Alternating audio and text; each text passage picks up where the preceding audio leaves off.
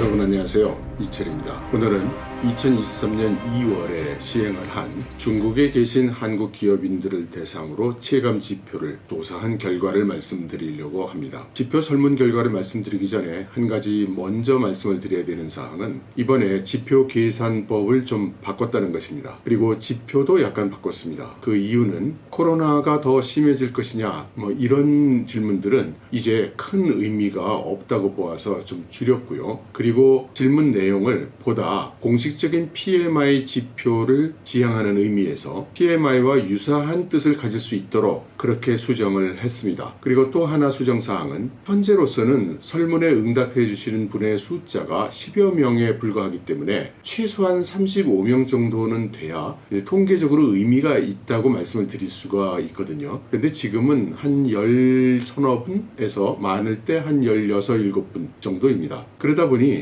적은 숫자로 지표를 만들다 보니 상당히 왜곡되는 결과가 나온다는 그런 느낌이 들어서 현재로서는 소수의 응답을 가지고도 조금이라도 더 현실성을 반영할 수 있도록 좀 바꿔보았습니다. 그 바꾼 지표의 계산 방식은 다음과 같습니다. 그래서 오늘 말씀드릴 때는 과거에 있었던 응답 결과도 이 새로운 계산법에 의해서 재계산해서 그렇게 보여드리도록 하겠습니다. 먼저 이번 설문에 응답해 주신 분들의 숫자는 16분이었고요. 공교롭게도 8분이 제조업종이었고 8분이 서비스 업종이었습니다. 그리고 이 두 분들에게 PMI에 해당되는 다음 달 생산량이나 매출이 이번 달보다 더 많아질 것으로 기대하는가? 이런 질문을 드렸습니다. 그런데 그 결과가 딱 50%로 나타났습니다. 비관적 전망과 낙관적 전망이 동수였고요. 그래서 다음 달 3월 달에는 이번 2월 달과는 큰 차이가 없을 것으로 그렇게 기대하고 있다는 것으로 해석할 수 있을 것 같습니다. 최근의 뉴스를 보면 중국 정부가 상하이에서 한국 영화전을 허용을 했고요. 그리고 그 행사보다도 중요한 것은 그 행사를 보도하는 중국 국영 매체들의 논조입니다. 국영 매체들은 이번에 상하이에서 열리는 한국 영화제에 대해서 앞으로 한국과 중국 간의 여러 가지 문화 교류가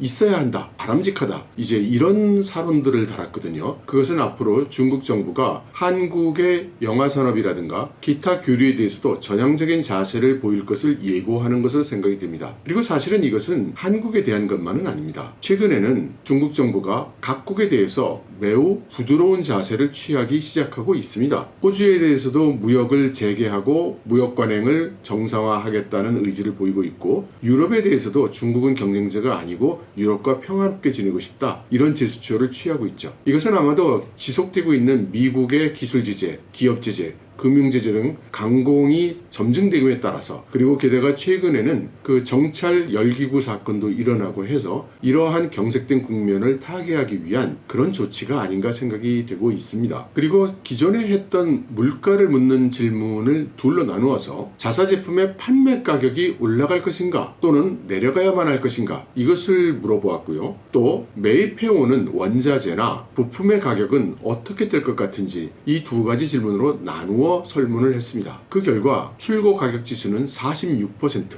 그러니까 아마도 다음 달에는 이번 달보다도 가격을 좋게 받지 못할 가능성이 있어 보인다라는 쪽으로 약간 편향된 결과가 나타났고요. 반면에 매입하는 원자재나 부품의 가격은 상승할 것으로 보았습니다. 그리고 이 두 개의 가격에 대한 질문에 대한 답변은 모두 반대 의견이 전혀 없었습니다. 그러니까 정도의 차이만 있지 보는 경향, 판매 가격은 올라갈 것 같지 않고 매입해야 되는 가격은 상승할 것 같다는 데는 모두 일치한다고 볼 수 있을 것 같습니다. 그리고 자사 제품뿐만 아니라 일반적으로 통틀어서 한국 제품이 다음 달에 이번 달보다 더 잘 팔릴 것으로 생각하는가? 이 질문에는 56.7%가 유사하거나 개선될 것 같다는 그런 반응을 보였습니다. 앞서의 PMI성 질문, 그리고 가격에 대한 질문, 그리고 중국 정부의 소비 진작책, 이것들을 합쳐서 생각을 해보면 다음 달 한국 상품들은 더 잘 팔릴 것으로 보는데, 그 이유가 한국 상품이 굉장히 좋아지거나 한국 상품이 약진해서 중국 제품보다 훨씬 더 잘 팔린다, 이런 것보다는 중국 정부의 소비 진작책에 의해서 소비 시장 자체가 회복이 되고 그에 따라서 전반적으로 매출이 증가되기 때문에 한국 기업들의 상품도 매출은 증가할 것이다 라고 본다고 해석하는 것이 맞을 것 같습니다. 중국의 중요한 경제 지표 중에 하나인 부동산 가격 지표에 대한 설문에서는 지표치가 37.3%로 대부분의 한인 기업인들은 중국의 부동산 가격이 하락 추세인 것으로 보고 또 그 정도 또한 상당히 확고한 것으로 보입니다. 저로서는 다소 의외인 것은 중한 관계의 전망을 묻는 질문에서 지표치가 67.8%로 상당히 개선된 전망을 보였다는 것입니다. 저는 솔직히 중한 관계가 앞으로 개선이 될까? 어떠한 확고한 방향성을 볼 만한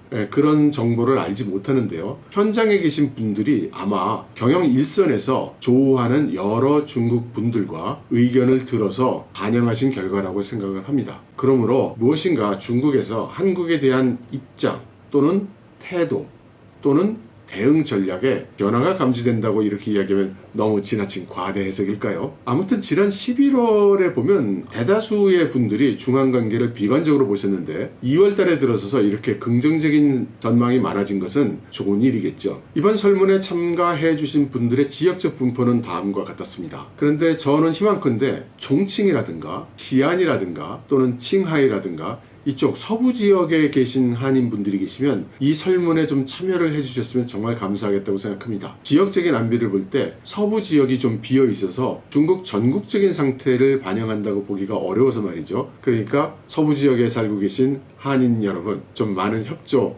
부탁드립니다. 참고로 이번 설문에 참가해 주신 한인 기업인분들의 업종은 다음과 같았습니다. 참신한 단어가 많이 눈에 띄죠? 대부분의 중국 기업에 비해서 선진 기술과 선진 서비스를 제공하고 계심을 알 수 있습니다. 혹시라도 중국에서 이런 업종에 한국 기업을 찾고 계신 분들이 있으면 저에게 그 메일로 연락을 주시면 제가 상응하는 기업과 연결해 드리도록 하겠습니다. 여러분 들어주셔서 감사합니다.